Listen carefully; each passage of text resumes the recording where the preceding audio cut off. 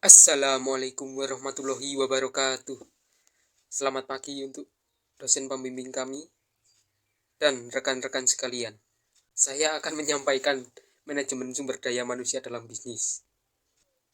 Adapun 7 poin yang akan kami sampaikan. Pertama, definisi manajemen sumber daya manusia. Kedua, fungsi manajemen sumber daya manusia. 3, rekrutmen karyawan. 4, pelatihan. 5, insentif. 6, motivasi karyawan. 7, kinerja karyawan. Baik, terima kasih kesempatan yang telah diberikan kepada kami dari kelompok 8 untuk menyampaikan diskusi kami pada hari ini. Dan terlebih dahulu yang kami hormati Bapak Pengasuh Mata Kuliah Pengantar Bisnis dan teman-teman semua. Baik, langsung saja kami masuk ke dalam pembahasan, yaitu manajemen sumber daya manusia dalam bisnis. Poin yang pertama, pengertian manajemen sumber daya manusia. Anwar Prabu Mangkunegara, menurut beliau ada perencanaan, pengorganisasian, pengordinasian, pelaksanaan, dan pengawasan terhadap keadaan, pengembangan pemberi balas jasa, pengintegrasian, pemeliharaan, dan pemisahan tenaga kerja dalam rangka mencapai tujuan organisasi. Yang kedua, menurut Butsari Alma, menurut beliau kegiatan merencanakan, mengarahkan, dan mengkoordinasikan semua pekerjaan yang menyangkut pegawai, mencari pegawai, melatih atau mengkoordinasikan dan melayani mereka. Poin yang ketiga, menurut Kustoro Budiarta, proses serta upaya merekrut, mengembangkan, memotivasi, serta mengevaluasi keseluruhan sumber daya manusia yang diperlukan perusahaan dalam mencapai tujuannya. Cari tenaga kerja yang berpotensial. Baik, poin yang kedua yaitu fungsi manajemen sumber daya manusia. Fungsi manajemen sumber daya manusia pada garis besarnya dibagi menjadi dua bagian, yaitu fungsi manajerial dan fungsi operasional. Fungsi manajerial dimulai dari perencanaan, pengorganisasian, pengisian jabatan, pengarahan, dan pengendalian. Dan fungsi operasional dimulai dari pengadaan tenaga kerja, pengembangan tenaga kerja, pemberian kompensasi, program integrasi tenaga kerja, pemeliharaan tenaga kerja, pemutusan hubungan kerja. Poin yang ketiga yaitu pengertian rekrutmen karyawan. Rekrutmen adalah proses penarikan sekelompok kandidat untuk mengisi posisi yang lowong. Perekrutan juga efektif akan membawa peluang pekerjaan kepada perhatian dari orang-orang yang berkemampuan dan keterampilannya memenuhi spesifikasi pekerjaan. Rekrutmen didefinisikan sebagai pelaksanaan atau aktivitas organisasi awal dan tujuan untuk mengidentifikasi dan mencapai. Baik, selanjutnya rekrutmen karyawan. Rekrutmen karyawan terbagi dua, yaitu eksternal dan internal. Eksternal dimulai dari lembaga pendidikan, teman atau anggota keluarga karyawan, lamaran terdahulu yang telah masuk, agen tenaga kerja, karyawan perusahaan lain, dan asosiasi profesi.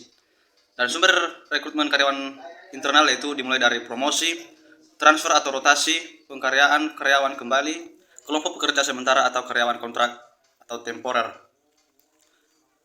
Proses rekrutmen karyawan menyediakan sekumpulan calon tenaga kerja atau karyawan yang memenuhi syarat agar konsisten dengan strategi wawasan dalam nilai perusahaan untuk membantu mengurangi kemungkinan keluarganya karyawan yang belum lama kerja, untuk mengkoordinasi upaya perekrutan dengan program seleksi dan pelatihan, untuk memenuhi tanggung jawab perusahaan dalam upaya menciptakan kesempatan kerja. Teknik rekrutmen karyawan.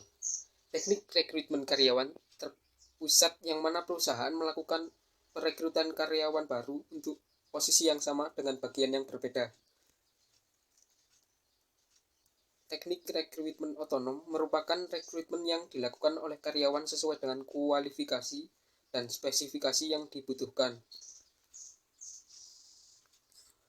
Pelatihan. Adapun jenis pelatihan. Pertama, pelatihan dalam perusahaan. Kedua, jenis pelatihan di luar perusahaan.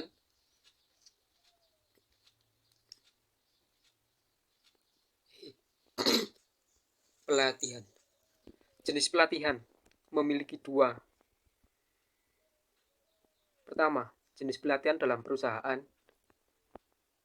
Pelatihan. Jenis pelatihan ada dua. Pertama, jenis pelatihan dalam perusahaan. Kedua, jenis pelatihan di luar perusahaan. Adapun proses pelatihan yang harus dilalui: pertama, analisa kebutuhan, kedua, merancang instruksi, ketiga, variasi, 4, penerapan program, 5, evaluasi. Adapun manfaat dari pelatihan: pertama, meningkatkan produktivitas dan kinerja. Kedua, proses kerja yang seragam. 3. Promosi jabatan. 4. Meningkatkan semangat karyawan. 5. Lingkungan kerja menjadi lebih baik. Insentif. Jenis-jenis insentif. Insentif moneter yang berupa uang. Insentif non-moneter yang berupa layanan keamanan, pengakuan, pujian, skema saran, promosi, dan pengayaan pekerjaan. Faktor insentif. Pertama, jabatan. Kedua, prestasi kerja. 3. Laba perusahaan. Motivasi karyawan. Pengertian. Mendorong dalam diri seorang untuk berperilaku dan bekerja dengan giat sesuai dengan tugas dan kewajiban yang telah diberikan kepadanya. Adapun indikator dari motivasi karyawan. Pertama, daya dorong. Kedua, kemauan. 3. Kerajaan. 4. Membentuk keahlian. 5. Membentuk keterampilan. 6. Tanggung jawab. 7. Kewajiban. 8. Tujuan. Kinerja karyawan. Pengertian.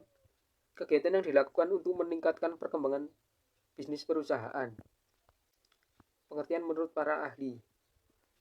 Menurut Edi Sutrisno, kinerja karyawan sebagai rangkuman dalam hal kualitas, kuantitas, jam kerja, dan kolaborasi untuk mencapai tujuan perusahaan. Menurut Mikomik dan Tivin, kinerja karyawan adalah tentang jumlah dan juga waktu yang dibutuhkan untuk bisa melakukan aktivitas. Sedangkan waktu kerja adalah jumlah kehadiran, keterlambatan, dan masa kerja karyawan. Faktor yang mempengaruhi kinerja karyawan. Pertama, pengetahuan yang dimiliki. 2. Ketetapan waktu. 3. Kualitas pekerjaan. 4. Kecepatan dalam menyelesaikan tugas. 5. Pengetahuan teknis seputar pekerjaan. 6. Self-confidence. 7. Kemampuan menyesuaikan diri. 8. Kemampuan mengembangkan diri dan kepemimpinan.